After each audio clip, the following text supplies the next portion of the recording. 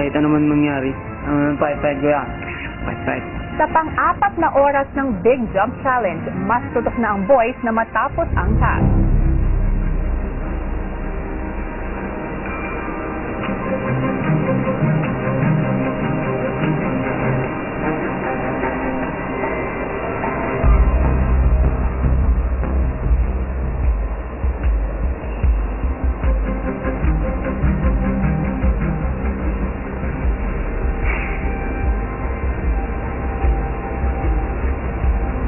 At nang makita ni Edward ang progreso ng katabing si Christian, Edward?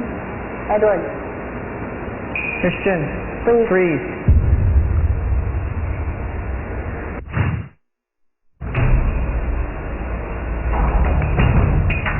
matapos ang 1 minuto,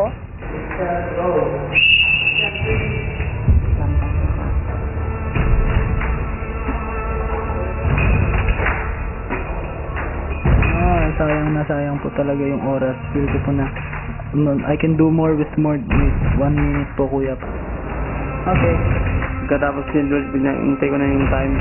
Nakita ko, malapit na po kanya na. Kaya nag-stop na din po ako para try ko din para mahabol ko niyan. Nabulin ko yan, nabulin ko.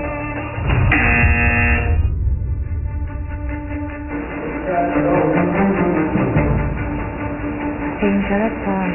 Yes. Ay, nice.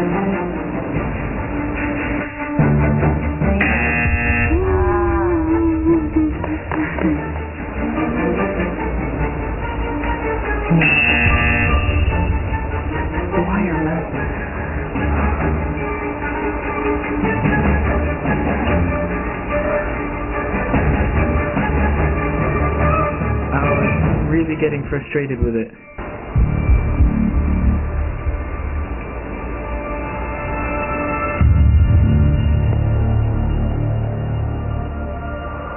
Sa paglipas ng pang-5 oras ng challenge, si Christian pa rin ang nangunguna sa lahat. When you got second check, that's when I started to worry. Christian, freeze.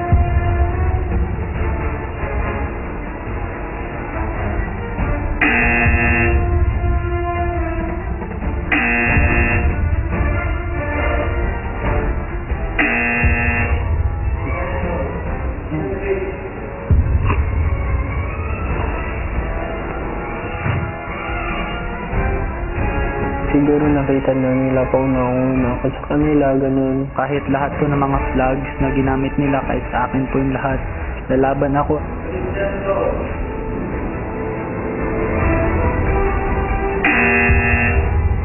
Si Edward nakarating na rin sa pangalawang marker.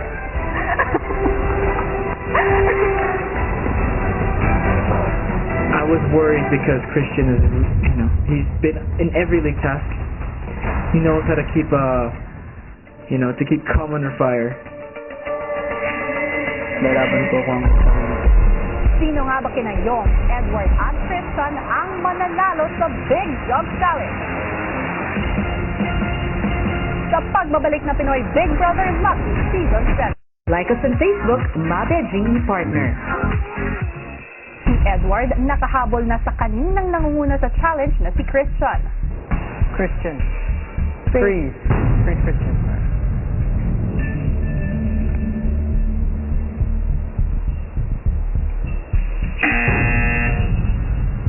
At matapos ang freeze ni Edward,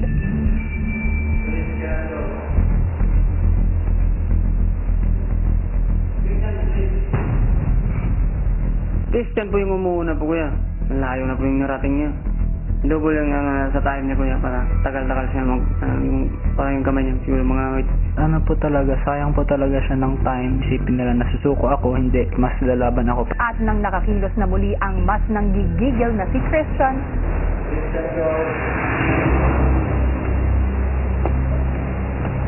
Hinay, son. Hinay lang. Hinay.